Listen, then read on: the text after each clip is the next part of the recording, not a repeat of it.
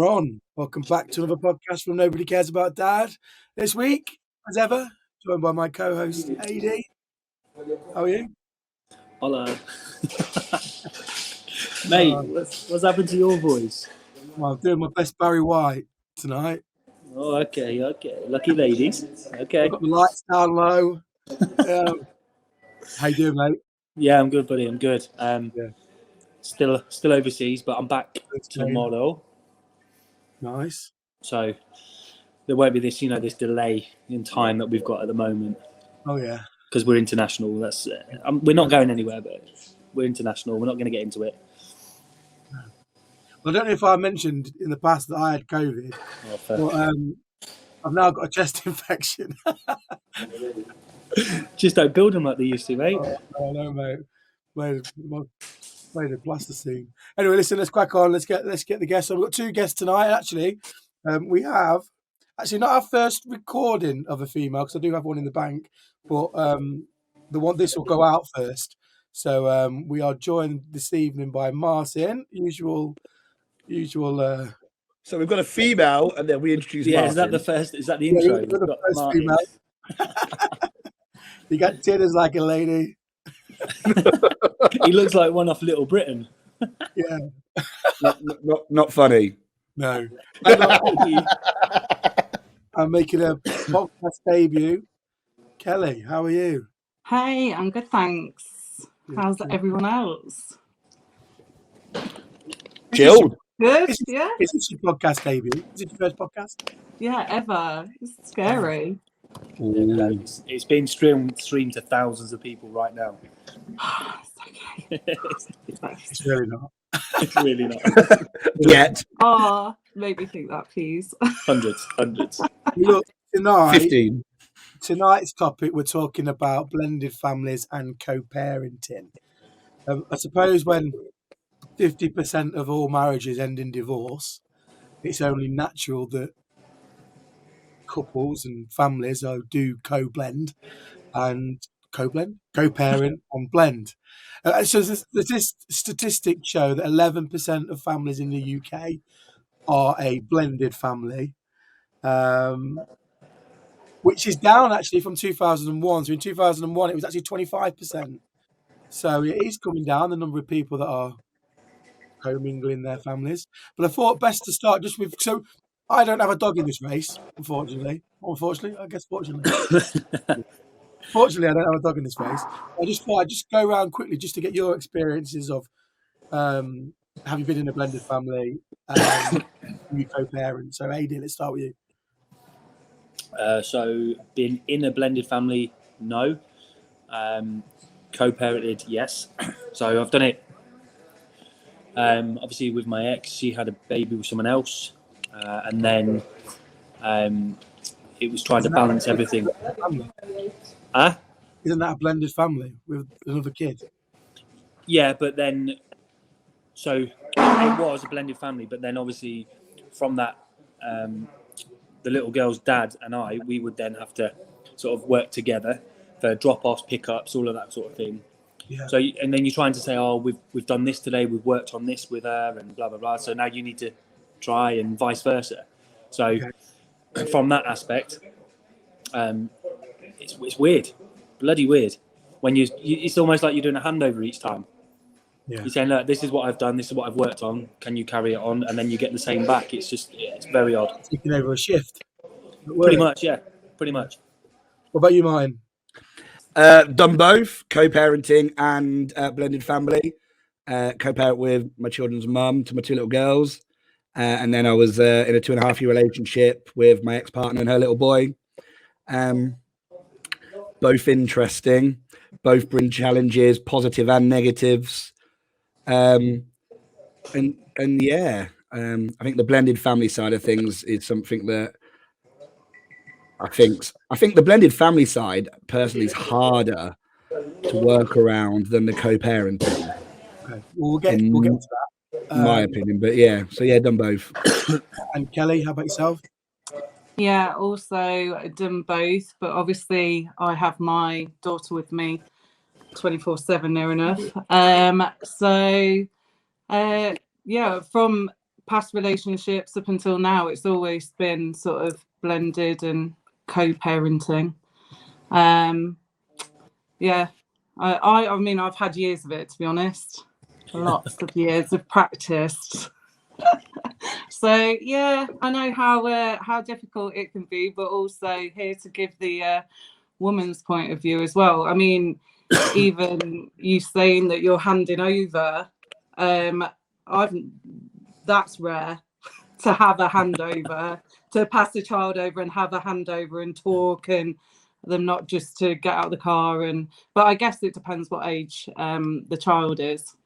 It's also how you get on with them, isn't it? Is how you, if you have any kind of relationship left in terms of you can talk to that person, you can still be around them, because I know a lot of people can't. Yeah, but I am a strong believer that we should have a relationship. We are bringing up children together, and no matter what, I mean, I've been in situations where I've said, we fake it. We will stand there and fake it to the child. Yeah. And we pretend that everything's okay, and we get on for the sake of the child, because none of this was chosen for them. You know, this was something they probably struggle to deal with as well. And they always say children are really resilient. Well, actually, I don't think they are in a lot of situations. And especially as they get older and they're more aware of what's going on. Yeah, that's so true. What you said there is that people always say, "Our kids are resilient; they'll be okay." I've experienced it where I've picked up my son from preschool, and they've said, "Oh, his name's Dexter." They were like, "Oh, he didn't seem himself today. That he seemed very distant, very sort of. He was sat on his own. He wasn't playing, engaging." And when I spoke to people about it, they were like, "Oh, he's fine. Kids are resilient." And this was like quite early on in the whole. Like, yeah, I'm not around all the time. I pretty much am, but you haven't got that family dynamic anymore. And it really pisses me off when people just say, "Oh no, they're resilient. They're fine. They'll be okay." You think Kids are sponges. They know. They pick up so much, and they do. And to think that they're hearing another parent badmouth the other, and that is a strict rule. Obviously, I've got a boyfriend, he's got children, but I will never allow, and I've stood by it, that he will not badmouth his child's mother in front of his child or to me, because still she's a woman that's there doing the best she can, and that has the child the majority of the time. For them to then talk down that they're not, it is hard, because I know everyone's situation's different, but we do have to make sure we're doing all the schoolroom pack-ups ready. It depends on everyone's situation, but the majority of the time it's down to us when we're still trying to hold down our job and do everything else. It's not easy. So I do have that rule that, we're not. And for that reason, I've created a really good relationship with her, because I didn't want her to feel that her child was coming into a home where we were like that, because I wouldn't want my child to go there. As long as my daughter was loved and looked after, that's all I care about. It doesn't matter what that person has done in the past or how we are, whether we're friends or we're not. As long as they look after her, that's all I'm bothered about. Yeah. It's the child. But there are so many situations where the woman uses the child against the father, and I have seen that in so many times. Like so many situations, the child will be used for control against the father, for just anything, to get back at them. And again, it's an easy card to play, isn't it? It's a what? Sorry, it's an easy card to play. Yeah, but I just don't think that says much for the mother if they're willing to do that. Like, I understand that they might find things tough, but to go against the dad, I've seen it where someone has been going in on my partner at the time and how it upsets them. And I promised I would never do that, because it hurts men. Men think that, they think that men are tough and they can take it, but it actually really hurts. And especially when they're criticized about their fathering. It's not a nice thing to do. No. And actually, it's interesting what you say about how it affects the children and how they, you said, Martin, they're a sponge, because just looking at the statistics show that blended families, the children in blended families have a higher susceptibility to mental health problems when they grow up, Well, and from stress and separation anxiety that they experience from the parents not being together. and I've experienced that. I'm going through that with my daughter because of COVID, and how for one reason or another she had to stay with me. That wasn't my choice, but that had an impact on her massively. She wasn't allowed to hug her dad, who she really wanted to, for 3 months, and she begged and pleaded to the point that she was really down. You know, she was so upset about it. How old is she, Kelly? Oh, we've lost your sound. Oh, She's 10. She's 10. Yeah, so it just affected her massively, not being able to stay over, to then cause separation anxiety from me, because when the whole world was crumbling, who was there? I was there when others weren't, and I have gone at her pace, but have also been criticised for going at her pace, because if she was getting so upset being separated from me that that I chose that, you know, until she's ready, we won't be, because there's no point in having her absolutely screaming and, you know, so upset. That, I mean, there's being upset and there's being really upset. Who criticised you? Who was criticising you for that route? Other sides. Right. I only say that because there's Kelly, no politician? book. But Are you a politician? I might be after So this. diplomatic. You know, I only asked that question because there's no guideline to these sorts of things. Let's take COVID. You know, you're saying the separation anxiety was caused due to COVID. We've never been through that situation, so how anybody can criticize you for a situation that no one's been put in before, and you've had to do the best, you know, with the situation. This is the frustrating thing about being a parent, is people criticize not knowing the full facts and can't see the full story. And it's constant, though. But it is, and that's one of the problems of co-parenting is, and it certainly has been for me, is one side thinks one, the other thinks the other. You come in together, but you're not looking at it from the same angle, and it's trying to find that balance to. Yeah, and then I do get upset because as soon as it affects my child, that's it. I'm invested. Like, please don't upset her any more than she, you know, has to be. And it is that whole sense of knowing that that they struggle, and they do struggle. She used to just say, I wouldn't have to make these decisions if you and Daddy were still together. I wouldn't have to choose what home to go to. I wouldn't have to leave at the weekend and go to another home. I would stay in my home and I would be with everyone together. It's because you, and I'd be there going, because it hits hard. Yeah. Oh, lost your sound again, Kelly. Sound's gone. It's because am I back? Yeah.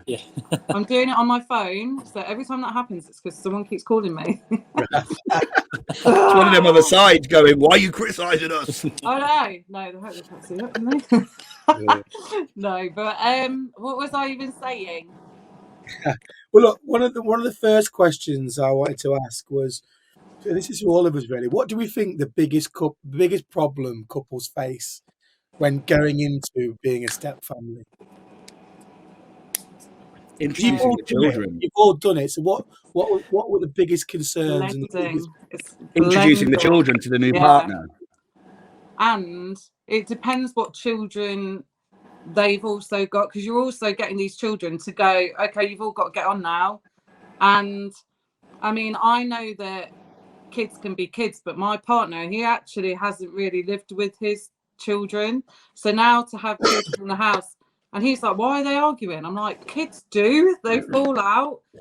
But he'd be like, I can't take this, do they not like each other? I'm like, no, we're all good, just give them time. But very much for my daughter I was bringing people into her home because we couldn't go to this, so everything she had to share. everything. What was once her daddy's house and her other stepbrother's house was now someone else was in there living in their sort of shoes. And where I was quite careful about how we did that, we needed some understanding from everyone's point of view that she was never having to go over to theirs and share with his son. Didn't have to share any of his stuff or be in their home because that just wasn't an option. You might not be, none of you might be able to answer this because I don't think any of you have experienced it either way. But do you think it's different for children as a boy and a girl? Do you think it's harder for girls or harder for boys, or is it? Do you think it's equally the same? I think it depends on the relationship the kid has with you, and then they see that you're trying to share yourself with everyone. That's one of the hardest things, is that you're trying to share everything because you don't want to neglect anyone, and you shouldn't want to neglect anyone and say, I've got to focus on making a really good impression here on the new family, and then you're pushing your own away.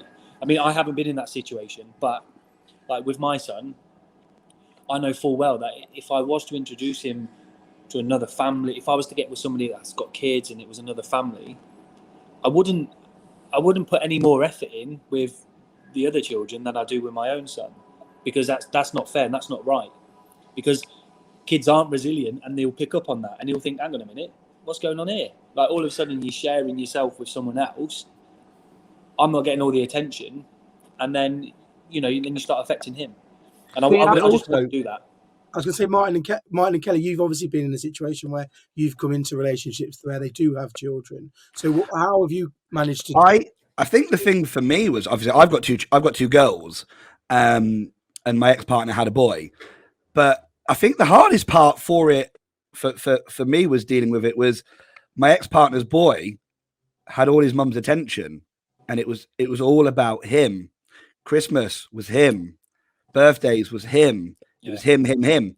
Whereas my children were used to having a sister. They've got a sister, they've got a sibling. So all of us, so they're used to their time being divided between the two of them. They have to share. They know that if they're going to play, they play together. Whereas he wasn't. So all of a sudden, when the families came together, it was nice. But over time, the issues became, all of a sudden one child had to share with two others. Yeah. And that was a hard thing for him to adjust to. How old was he, Martin? He was same age as my eldest. So he would be 8 now. But when we separated, I think it hit my children more than it did him, from my understanding, because he was all right to go back to having him and his mum, which is what he was used to. Yeah. My children come back to us, and my kids now are like, Daddy, you're not allowed a girlfriend. We don't want you to have a girlfriend. We don't want to share you and stuff like that. But for them, it was a bit harder because they had to move out of their family home and stuff like that. There's so many things that kids get attached really quick. Massively. My kids were attached. My kids came down the other week and they were like, Daddy, here's some clothes that my ex bought them. We don't want them anymore, Daddy. We want to chuck them away. And that hit home. That hurt. That was something that really hit me a little bit, because I was just a bit like, that's just some clothes. But to them, there's an emotional attachment to it. And they also may have seen like how she affected you or how she affected your mood after. And I think they do pick up on all of that. Yeah. Who's made Daddy sad? And kids are very protective. To be fair, when we separated and they saw how sad, and I was sad, they did say, they were like, Daddy, we don't want you to get back with her. We don't want to move back there. We want you to stay. But there's so many things that can come in. That question is quite a difficult one to answer, Marco, because there's so many different factors that can play into, Dexter has all your time, AD. When it's you and him, it's you and you focus on him, and you're a great dad, and we can see it from your post, and you do things with him. But when you bring another family into it, all of a sudden those days out slow down, just you and Dexter, and then it becomes you, Dexter, the new partner. Yeah, and that is where Darcy had struggled, because she had been with her dad and loved just having that one-to-one time, and then all of a sudden, and I remember her saying, I can't sit on Daddy's knee anymore, because someone else was there, and it was just sort of reassuring her. But I think there obviously was a jealousy there for her, and which is fine. Everyone sort of gets jealous, and it's understandable. But yeah, that was a massive plot because she was daddy's girl, and all of a sudden she had to share it. And then also there was a new relationship starting at home.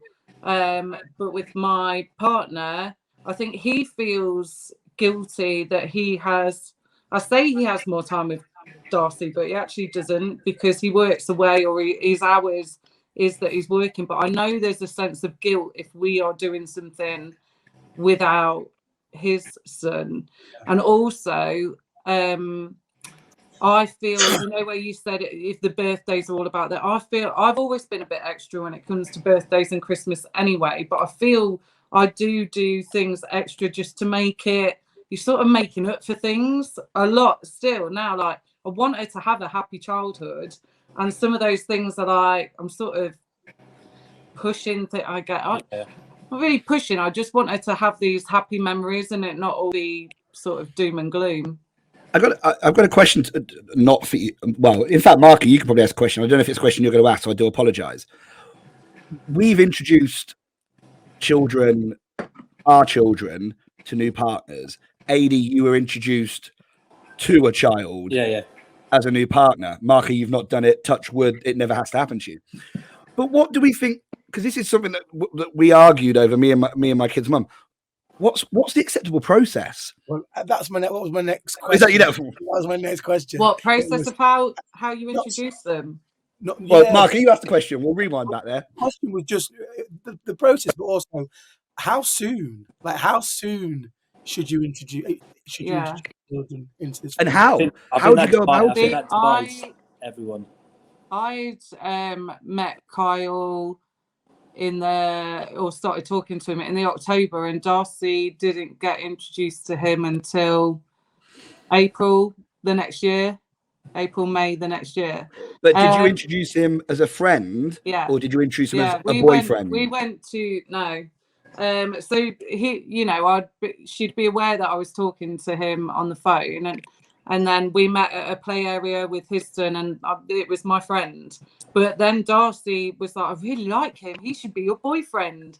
And we still kept it as a friend for quite a while, because at the end of the day, this is a man that I am bringing into my daughter's home. And I've watched people rush into it so quickly. And to me, I don't agree with it, because you don't know how that relationship's going to go, and you've already got your child invested in something.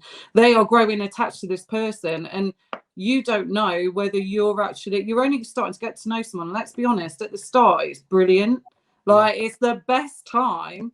Like, how do you know after a few months that you're still going to be in that place? Then when you start to live together again, that's another test. And are you going to survive that? But you can never tell. But I just think if I'd introduced, and then there's some people, I mean, Darcy could have been introduced to quite a few people had I just let them keep getting introduced all the time. And that's not an example I really want to set.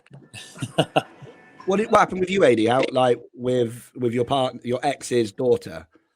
It was a couple of weeks. You met her after a couple of weeks. But she was a baby. She was like 8 weeks old. Yeah, 6 weeks old. I think I met her when she was either 8 weeks or 12 weeks old. But you have to, because it's all done on situation, isn't it? So she had a baby that, hang on, I want to spend time with this girl. You fall in 6 weeks after having a baby. Let me just ask that question. Oh no. Hey? Who goes out dating 6 weeks after? I don't think she planned on dating. She just definitely resist, not mate. me. She couldn't resist. She couldn't resist. She wasn't planning on it, mate. When God puts these things in place, He does Not it. made of wood, is she? Not made of wood, is she, Adi? Exactly, mate. She's got. Hang on. There we go. But no, it's situational. So I thought to myself, okay, I really like this girl. So you look at, you don't. I mean, a lot of people do, but I'm not one of these people that don't.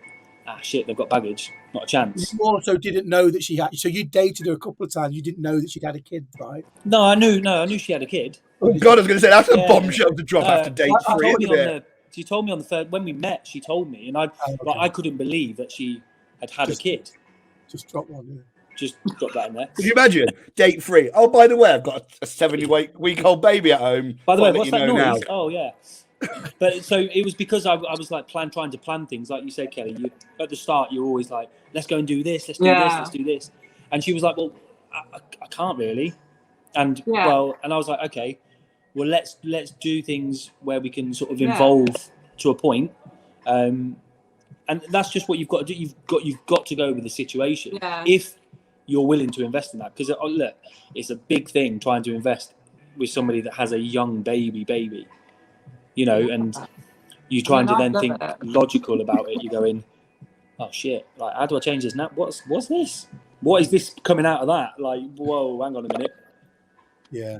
And I know with my friends, like obviously Laura that was going to come on, she literally had no choice if she wanted to meet someone, because she didn't have anyone to have the boys. Exactly. So, exactly. If she was wanting to get to know someone, she sort of had to.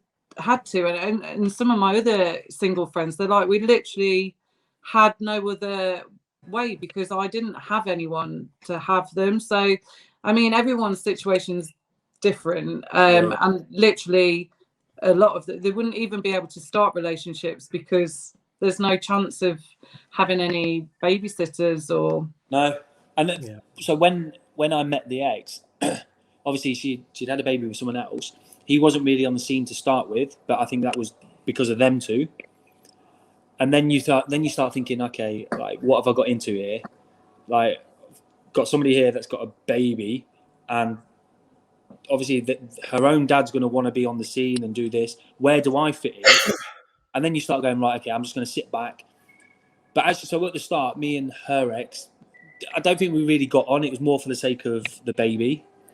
But as time progressed, and like some of the stuff he's had to go through and he's done, like, he's actually an incredible dad, and like, hats off to him. And him and his new partner, they do everything, and they actually include my son as well, because they're brother and sister. So they will include my son, especially because I work away a bit. I'm like going, okay, they're going, oh, Dexter's with them today, he's going out for the day. And I'm like, that's really, really fucking cool. That's really admirable to do that. And I speak to Dexter, it's a mature thing. Yeah, and I speak to Dexter all the time. I said, did you have fun? And he's like, yeah. And he calls her Anya's dad. He said, I was with first of all, he used to say with daddy, because he calls me pappy. And then he used to say, I've been with daddy, because that's what Anya would call him. And I'd be like, no. That's not daddy. That's Anya's daddy. That's just we'll call him Anya's dad. It's not daddy. And he was like, okay. But you forget that kids don't get that. But the basis of it for me was actually going on co-parenting and all of that stuff, blended families. They're kind of like a blended little family by including Dexter. And, you know, you become part of that. And nothing but admiration for everything they've done. And they do.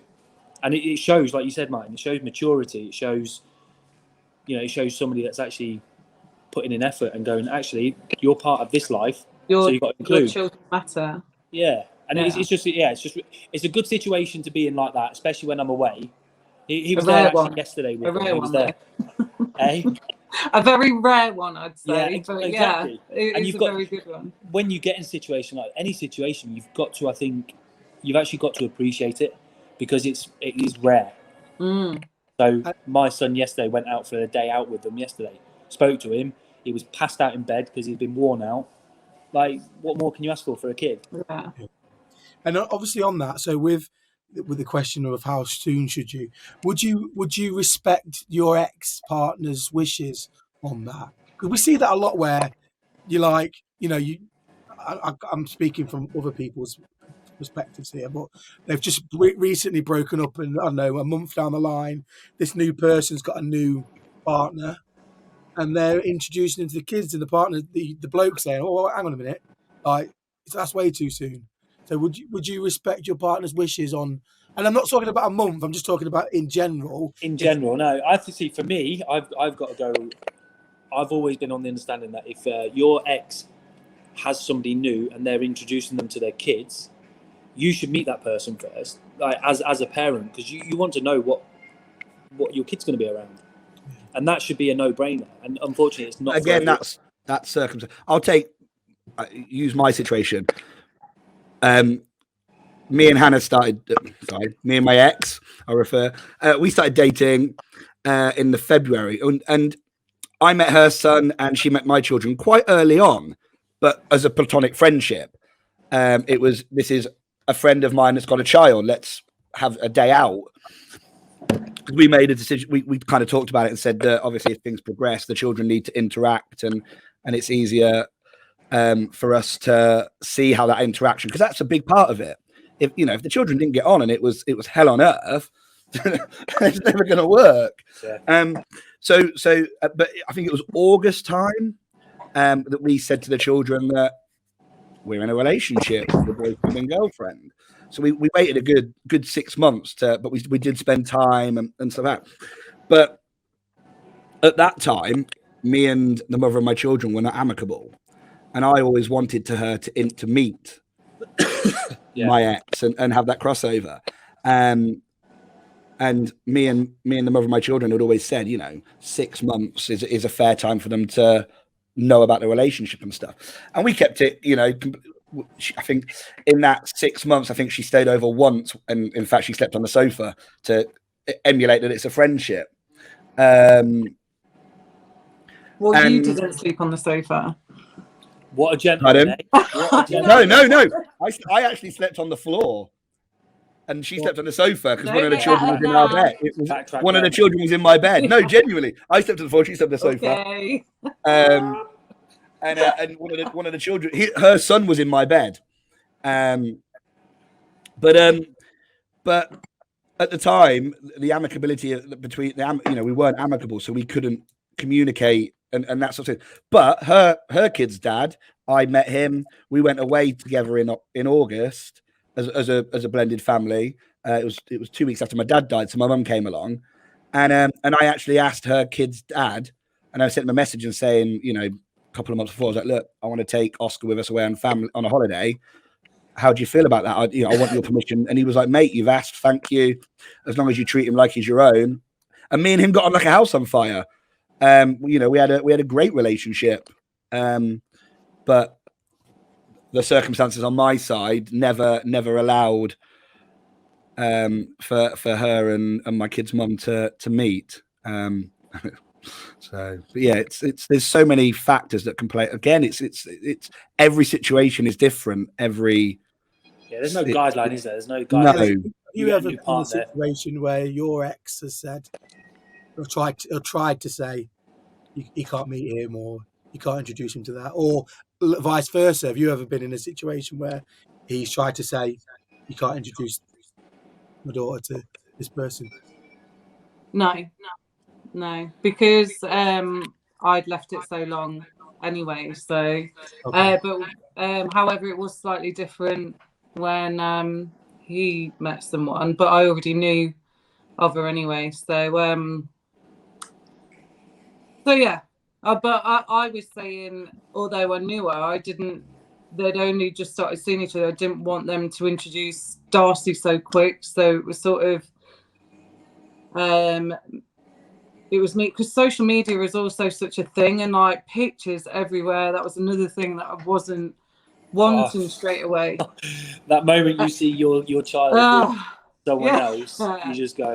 Yeah, but also, and I remember being with my partner when I was told that there's a new relationship, and it just takes you back. Like, no matter what, your feelings are not there, but all of a sudden you're thinking, now my child is going to be introduced to somebody else. I remember sitting there and Kyle like saying, I know how weird it feels, like, because you don't it's not that you feel anything, you just worry for what now is going to come. So yeah, I did ask that it was left a bit longer, and then obviously, and then they meet, and then your child's coming back going, they did this, we did that, and you're like,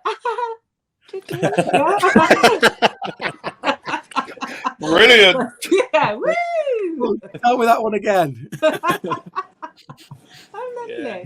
But it's hard, isn't it, when they start talking about the other person, because you can't just go, oh no, they're a knobhead. Like, don't listen to that. What are you doing? or they're not as fun as me. You can't do that. And Who's you can't- better? Like, No, exactly. you can't do that. You want feeding or not? But no, it's a tough one. You've got to, and this is where the maturity kicks in, and you've I got to know. think bigger picture for your kid. Inside, you're probably doing backflips, and you're like, no, I don't like Oh, this. brilliant. I'm so glad you had a great day. But sometimes you feel like you're overacting Yeah, as yeah. well. I'm like, Yeah, if they were older, they'd totally know. You're like, Yeah. really? Was it fun? Was it? What did you do? What did you It's like, do? Don't tell me. Don't tell me. Don't tell me. I just pick up the "That phone. sounds amazing." I've got to take this call. Just walk off, Yeah. Cheers. and then your phone rings. Gutted. So how about discipline then with the child that isn't your own? Well, my rule Mate. was I didn't need my partner to raise my child. And I didn't want, I mean, he's 6'3", and I just thought would be quite intimidating. And I mean, my ex and Kyle are very different people. So he's a lot softer, and he's ex-military and quite strict. And she wouldn't have been used to that, I just said it was my role to discipline her. I didn't need anyone. And with time, obviously, we've been together 2.5 years now, so I'll allow him to step in a little bit here. Yeah, wait. But I mean, I guess it's just a protective thing. I don't know, the way or how I discipline would not be on the same level as him. I'm not very strict. I'd like to be, but it just doesn't come naturally. I am more of a, she could be kicking off and I'll be like, let's all just calm down, everybody. Where he'd be like, get into the room. And I'm like, no, we all need to chill. So, yeah. It's such a minefield, though, isn't it? I know. Like, But I just thought if the moment, I mean, there has been times where she has been naughty and he's then stepped it and my heart's gone like, no, don't use your big loud voice against my child. But equally, I wouldn't discipline his children. I am very much the lover, like, come here, come talk to me, let's talk about it. So all just love one another. Where he literally says I have the patience of a saint, but he on the other hand has not. So it just doesn't. Would you feel comfortable disciplining his child? No. I just do it in a different way, like, silly, you forgot that. Let's just go and get this. But also his son loves.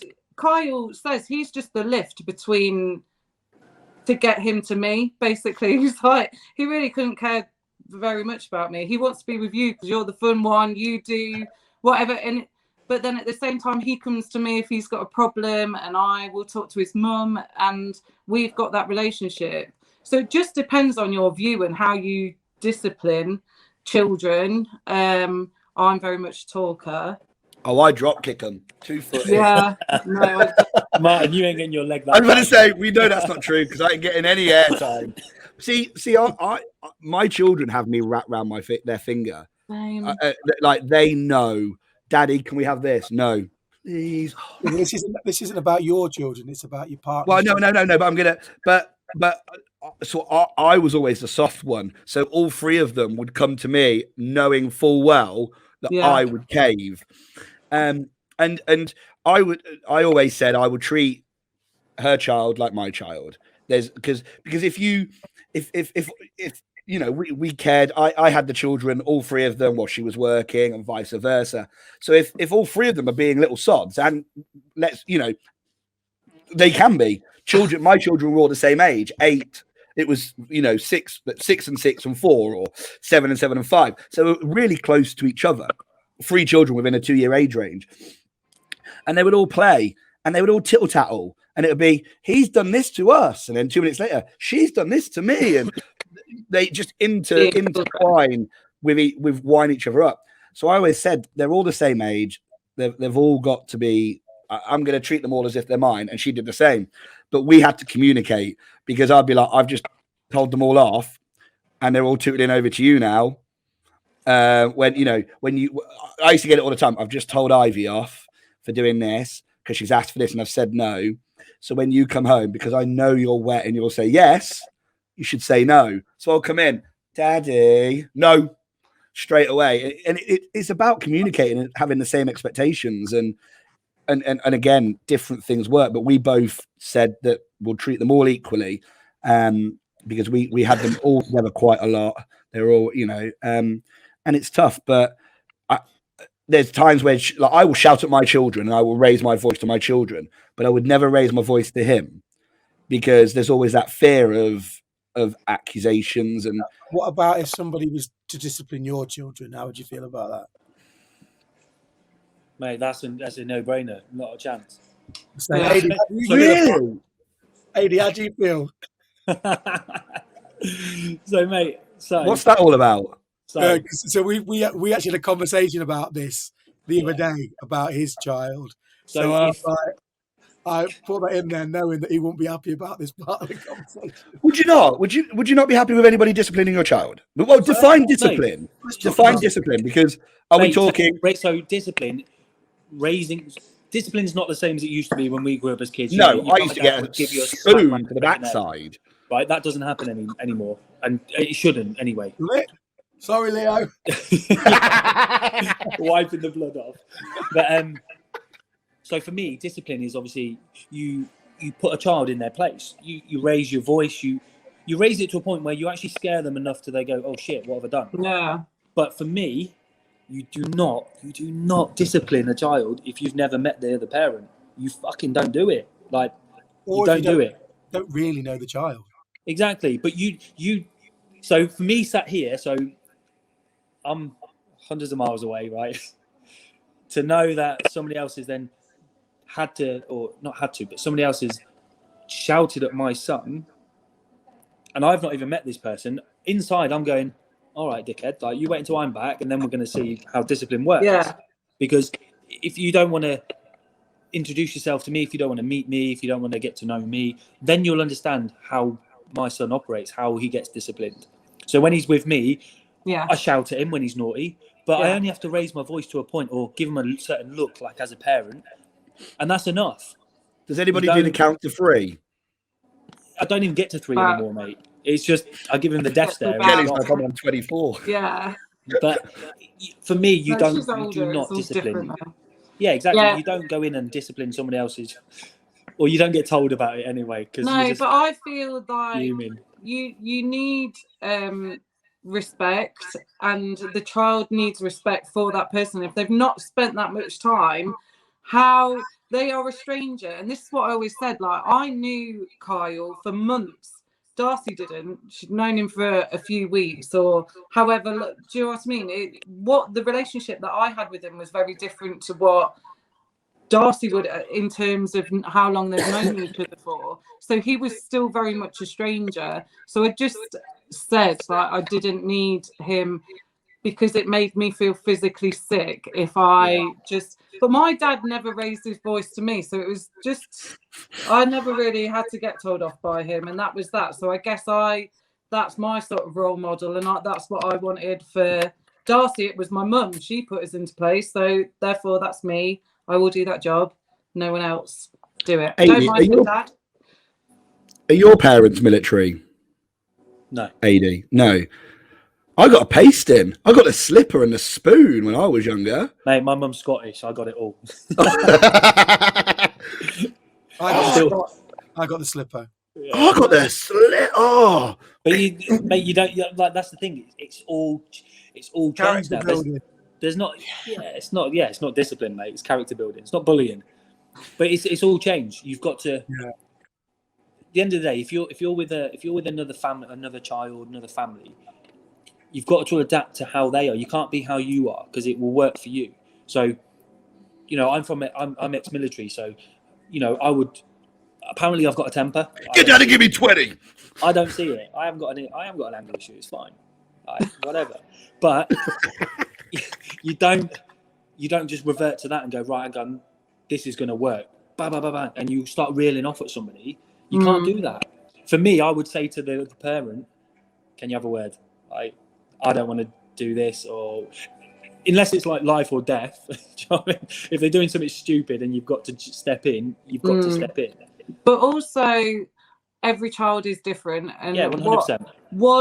And I have had this a lot because Darcy, and I don't know where she gets it from, but she's really strong-minded, and she won't back down, and she will argue.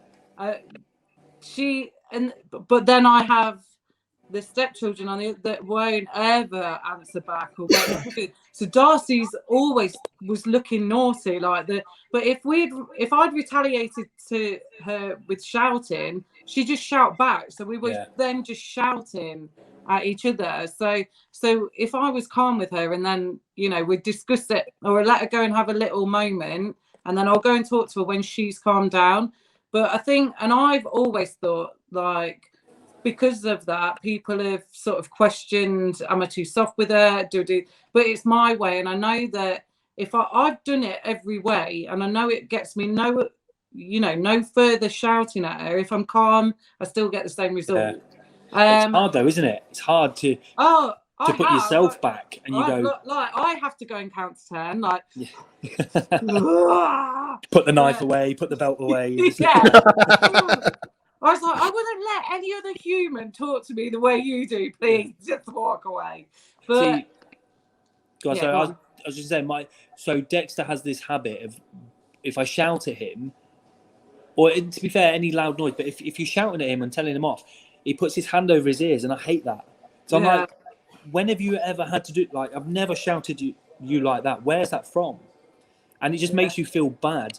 So as soon as if he's messing around and I've told him, let's say 1,000 times, stop doing it, and then I raise my voice, he just does this. And then inside I'm going, you horrible bastard, what are you doing? And actually, I'm not doing anything wrong. I'm just telling him off. Do you ever get that guilt though? Always. Like when they're asleep as well. When they're asleep, you're like, I'm really sorry. I love you. Tomorrow's I get it. Like my children, I'm really lucky. I think, and going into a blended family, and you realize, I think you. I don't know if anybody else does it, but I look around and I look at other people's children and the way they act, and I just think, I am so blessed sometimes. Watching my children are really well, but sometimes they'll push your buttons and you'll shout and you'll be like, ah! And then afterwards, it's like, knob. But do you ever sit there afterwards? Are you being judgy? Are you saying you judge? You judge when the child's playing up? Oh, me? No. When you look at other people, come on, child. How dare they? Yeah. We've all been to a play park and we've always seen a kid there that's acting like an app. That's my child. That was my child. Oh, is it? I'm sitting there going, I'm so glad my children aren't like that. But do you ever sit there and you shout at your children and you can see in their face that they realise they've been troubled, and you're just like, oh, now I feel horrible. Come here. Leo's now, he now says, I'm so sorry, Daddy. Like, no. Oh, yeah. It's okay, Pudding. Yeah. Here you go. Have some sweets. That's fine. He did once, right? He was like, can I have a drink? I was like, okay, get your drink. Grab a cup of blackcurrant. I'm stood at the kitchen sink. He walks over to the door. He looks at me with his drink, and he just goes, falls all over the floor. And I looked at him like I just wanted to kick him across the kitchen. I was like, you little twat. But at the same time, I was also like, I like it. I respect it. Mate, the bread. I told you with Dexter, I got him some. He had some orange juice. He was in the kitchen. He was in the lounge. He had some orange juice. I went in the kitchen, and all I heard was, "Pappy, that's your fault." And I was like, "What? I'm in the kitchen." So I've gone through, and there's orange juice everywhere. And I was like, "What's happened?" He goes, "The glass was cold. That's your fault." Mate, I've never packed a bag so quick. And that was my bag. They're so annoying at times, aren't they? Yeah, so annoying. But it was just his character, and you start thinking, like, we've all probably done it. We've probably gone, I need to apologise to my parents. Like, if I was anything like that, oh dear God. Yeah. Kelly, did you leave Darcy's dad, or did he leave you? There's going to be some comments on this post now. Oh dear. It was a mutual agreement, but it was all my fault. I am going to say that. Okay, because the question is, because we talk about this a lot on the podcast, and because I wanted to get your opinion of being a female on this. But do you think it's easier for females to leave a relationship when they have children because they have the control of the children? No, Because I know of guys in relationships now that won't leave their partners because they don't want to not see their children, yeah. with their children. If I knew how I would feel from separating a family, I never thought about all of that and the impact. And I'm human, and I didn't like the thought that I'd made other people sad. So that played massively on me. I do feel that there's more support out there for women, as in financially, they could go and get a house. You'll go to the job centre, they'll give you universal credit, which is quite a lot. And I feel it was anyway. But whereas the man doesn't get any of that, and they all of a sudden have to start from scratch. They don't want to take the TV, the sofa, the bed, or anything, because that is their home that their child's in. What was that face for, Martin? Did you do that? No. Do you know what? It's rare to hear, though, Kelly. It's rare to hear, and this is why, we're bringing females onto here to get their perspective, because a lot of women don't actually understand that the guy doesn't do half the stuff when if a relationship ends, it's not out of spite of there being a dick. It's actually they've got they've got nowhere to turn to. They've got no backing. Everyone just thinks, oh, you split up, that's your fault. You're a prick. Like, you've done that, you've walked out, you've left this, you've done that. And it's like, that's not always the case. And like you said, men have to start from scratch. Because as a guy, you wouldn't see, if you've left a family situation, you wouldn't see your children with not having anything. You wouldn't see them struggle. So you would rather struggle. Yeah, I knew that my child was going to stay there. So at the new home. So I did go round and help set the house up. I went and got loads of cutlery and made sure, I got him a fridge or whatever, because he literally said, I don't want anything, I'm not taking anything, because he didn't want to do that to Darcy. But in the same time, I had the respect for him and trying to help him with everything else. But I just feel, like I say, I remember going to the job centre and saying, what do I do now? And they just went, do you want this? I'll give you this, you can have it. And I was like, and if you ask any woman, they probably will say that that's the best off they've been when they're single, but they don't do that for a man. They don't say, okay, you've just left at home, you have nothing. Child benefit and stuff like that all goes to the parent that's got the children the most, which is usually the woman. And like, I have my children just shy of 50%, and I couldn't claim it. I wouldn't be able to claim a penny because it would all go to the mum. But that should be, if you're 50%, that should be halved. Well, I'm just slightly under 50% because again, it's the whole system around CSA benefits and stuff is so distorted because it's all done on nighttime. It's rubbish. It's utter rubbish. I could have my children from 9 o'clock in the morning till 6, 7 o'clock at night, all day, every day, and they could stay with the mum every night, and it's all done on night times.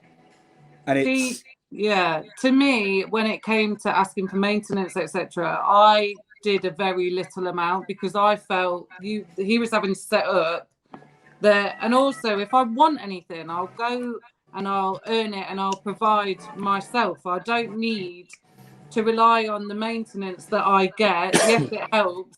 But if all of a sudden I had to think, right now, I've got to step up, get your business up so you can afford to live and still have the same life. And every woman has that opportunity. So I just don't get it when they're sat there saying they don't, a CSA will take hundreds and hundreds a month. If the man has a decent wage, most of your wage is going. I just think it's so unfair because they're not looking at all your other outgoings you have. They're looking at your wage and they just literally, the man would have nothing. That's why a lot of guys disappear and they don't bother. It's hard. I can't do it. I can't pay. So they leave. They start saying that they're not earning. they do everything they Yeah. can because they know that if they get. But they have to. It's Yeah. their way. Like, do they go self-employed then? Because the amount that they take is ludicrous, and This is something I'm scared of. I'll be honest with you, because I've gone from being self-employed, and self-employed people pay themselves X amount and stuff, and that's always been the case. So my kid's mum was very much aware of what my self-employed status was and stuff. But I'm now going to go into full-time employment where I'm going to get a set wage, and I'm concerned at how much my kid's mum goes through CSA. I'm concerned about how much is going to get taken. But like I said, I have my children just shy of 50% of the time. 4 days 1 week, 3 days the next, but it's not night times. So, and my children don't want for anything, and I had to start again. I had to start again twice. So from a woman's point of view, if I was seeing that, I'd think they don't want for anything. They're getting well looked after. He's providing this, that, and that for them. I pay for club. Wanting to spend time with them, has so many days a week, because not everybody has that. They only see their child very, very little, even though they live around the corner. So, if I was having that, I'd be like, do you know what? I don't want to do you over at all. And I've never gone to the CSA for any of that reason. I'll have to pay a couple £100 a month the likelihood is I'll have to pay a couple £100 a month to her, which is not a problem, but that's taking that money out of. But I do agree with, a small amount just to help. Like I said, I have my children from Sunday to Wednesday, Sunday morning at 10 to Wednesday at 6. And then the following week, Monday at 9 to Wednesday at 6. So it's a good chunk of time, and I invest a lot of time and effort. I had to restart my own home twice. When I separated from my children's mum, I took nothing, and I had to start again. Yeah. Listen, guys, we're getting onto a whole new podcast here on CSA and benefits. So I'm also conscious of the time that we're about to head over. So I just sort of wrapping up actually, because and whilst I've got you here, Kelly, you mentioned earlier about women using kids as tools against partners in these co-parent, blended, single parent, whatever. Have you been, and I'm not asking you to name anybody here, but have you been in a situation where you've seen a friend that's used their children as a weapon against their ex-partner? And if so, would you say something to them? Yeah, 100%. Yeah. No, because I'm surrounded by amazing females that wouldn't do that. But 100%, if I'd seen, say where is he, a friend of a friend was having a conversation, I would outrightly say I agree with that, and that children should never be used. But no, none of my friends would do that. And one thing I wanted to say as well is we were talking about previously about you wouldn't take this, and you got your ex a fridge. I think you're a very rare woman, because actually, like, the stories that we hear on this podcast about how they're treated by their ex partners and stuff is actually quite scary. It's a scary thought. But I've also seen it. I've seen it quite a few times, how it's all been played. So no. And my parents would never allow me to be anything other. And if I was doing anything like that, my mum would soon stand up. She's very strong. And that's the thing, you'd hope that your family and friends as well, in particular, would step in and say something. But I also think the women that aren't acting correctly are probably being told by their mum, you should do this, you should do that, where I'm told you don't do this, you don't do that. Their partners are having some sort of control. Yeah. The new guys are saying, but, be strong and say no. You're not having control, and don't be weak, and just stand up for what is right. Everyone knows what's right and wrong. It'd be nice if we lived like that, though, wouldn't it? It would be really nice and easy. But if we practice it might happen a little bit more, won't it? It's the children that matter. It's the children at the end of the day. The children at the end of the day, people need to realise massively. It is the children matter. I could hate my kid's mum. That's absolutely fine. There's been times we've not got on, But if the children want to ring their mum, ring your mum. That's fine. It doesn't affect me. Makes no difference to my life. I mean, how would they feel if they were told they couldn't ring their mum when they were scared? Yeah, it's not nice. Maybe they wouldn't want to go there after. And I think ultimately, when we have kids, and I've written about this quite a bit about being, if you're a selfish person, you need to be unselfish, because the kids are the number one priority. Yeah. And actually, I saw a post the other day and it said, I've screenshot it here, but it says, I can't remember who posted it, someone on Facebook. It was like, my children didn't choose to be born, I chose to have them. They owe me nothing, I owe them everything. And that is so true. And it's so true when you have to leave your ego at the door when ultimately, like I said, 50% of marriages end in divorce. So ultimately, there's going to be a lot of people out there that do have kids and do end up splitting up. But you need to realise it's no longer about you two as a couple, but you two as parents. And how many people look back and they say, "Oh, I wish I did this different. I wish I acted like this. I wish I did that." It doesn't have to be like that, does it? If you leave a relationship and you can leave it as amicable as possible, perfect. You're in a perfect situation, less drama, less stress, and you just get on for the sake of, for half the time it's for the sake of the children. Yeah. But if you can have a friendship. We are all human and we all do make mistakes and we say things that we shouldn't have, or we've done things we shouldn't have done, but it doesn't mean it's who we are. You, does it? Yeah, it doesn't define you. And there should be a slight forgiveness for things, because people do act out and we all do say and do things we shouldn't do. But that's okay. We're human, like you say. And on that note, I'm going to wrap up and end the podcast. Listen, Kelly, really appreciate you coming on. It wasn't too bad. No, it wasn't. It was all right. Martin, appreciate you as ever coming on. And AD, I'll see you again soon. Hang on, whoa, backtrack. You appreciate me for being here as well, you here. Yeah, fair one. Cool. All right, guys. Appreciate your time. Cheers, guys. Bye.